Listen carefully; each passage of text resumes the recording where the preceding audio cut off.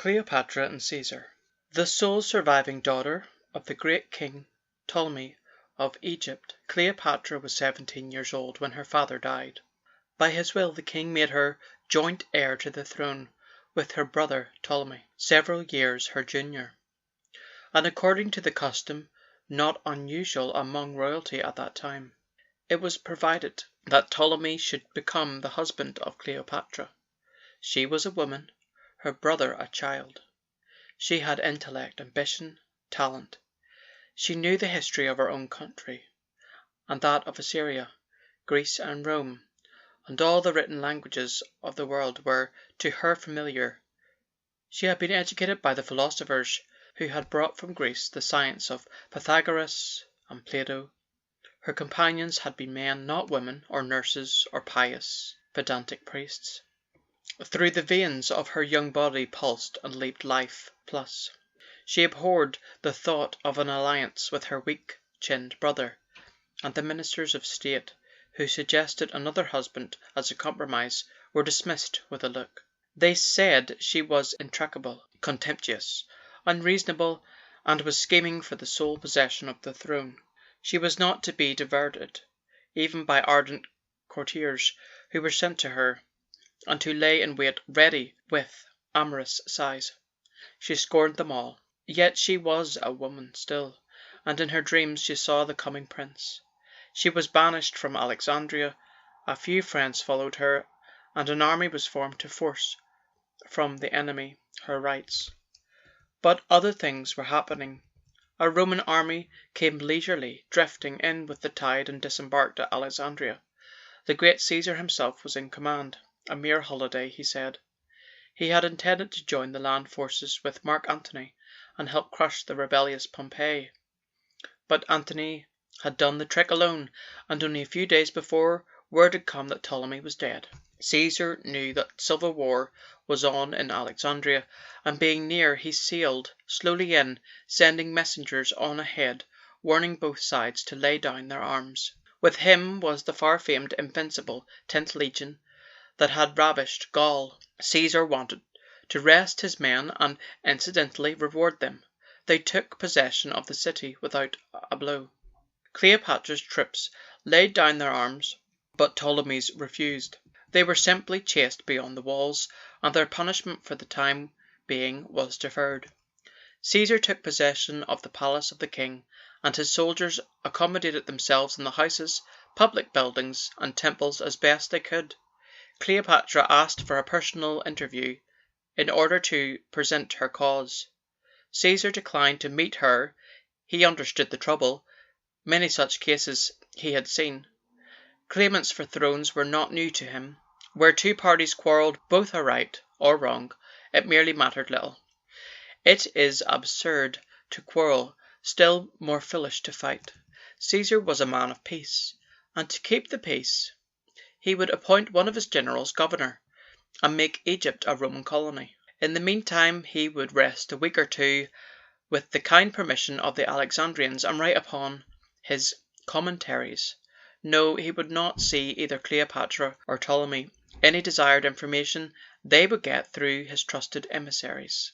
In the service of Cleopatra was a Sicilian slave, who had been her personal servant since she was a little girl. This man's name was Apollodorus. He was a man of great stature and imposing mien.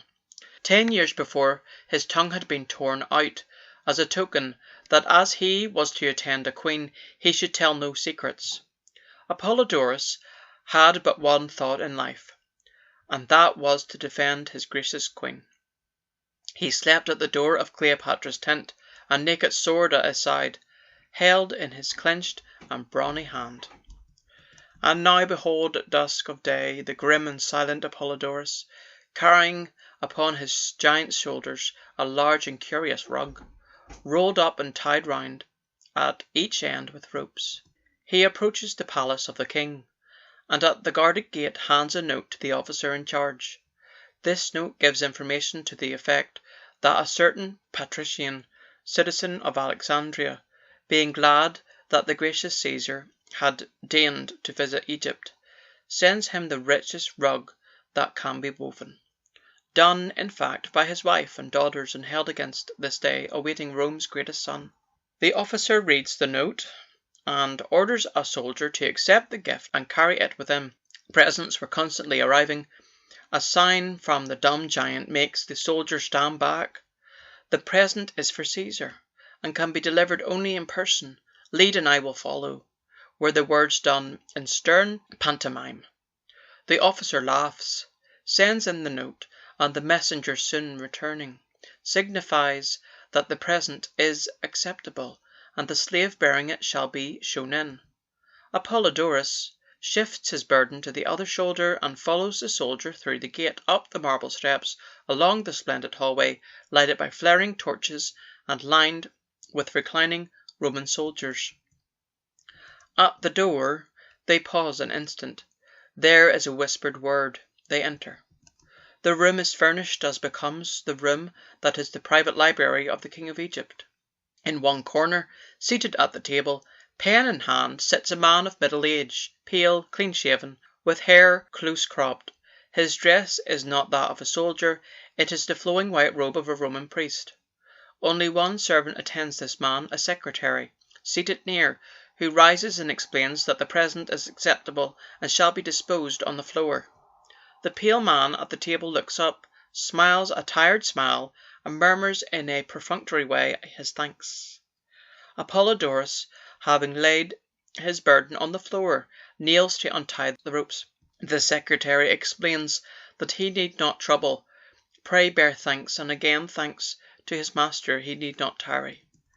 The dumb man on his knees neither hears nor heeds. The rug is unrolled. From out the roll a woman leaps lightly to her feet, a beautiful young woman of 20.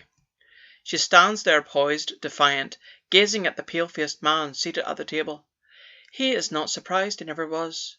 One might have supposed he received all his visitors in this manner. Well, he says, in a quiet way, a half-smile parting his thin lips.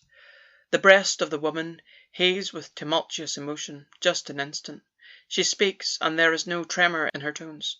Her voice is low, smooth, and scarcely audible. I am Cleopatra. The man at the desk lays down his pen, leans back, and gently nods his head, as much as to say, indulgently, "Yes, my child, I hear. Go on." "I am Cleopatra, Queen of Egypt, and I would speak with thee alone." She pauses, then, raising one jewelled arm, motions to Apollodorus that he shall withdraw. With a similar motion the man at the desk signifies the same to his astonished secretary. Apollodorus went down the long hallway, down the stone steps, and waited at the outer gate amid the throng of soldiers. They questioned him, gibed him, railed at him, but they got no word in reply. He waited an hour, two, and then came a messenger with a note, written on a slip of parchment. The words ran thus: "Well beloved Doris, Vini, Vide, Vici. Go fetch my maids also, all of our personal belongings." End of Cleopatra and Caesar by Albert Hubbard.